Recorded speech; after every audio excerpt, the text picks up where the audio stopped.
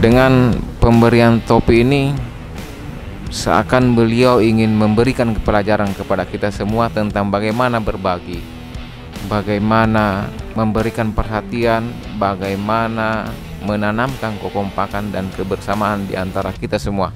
Dan menurut saya, pribadi saya, Bapak Pangdam ini sangat perhatian sama anggota.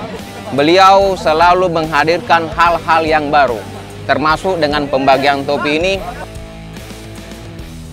Terima kasih Bapak Pangdam, tetap semangat, setia hingga akhir, happy together.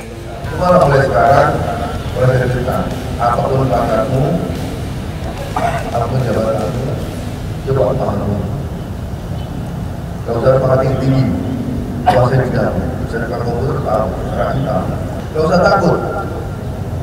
Apa yang bisa kau lakukan dengan posisi. Jangan meskipun seperti saya datang. DRP, yang together, LT, prinsip, yang penting satu, tugasmu. Aku enggak?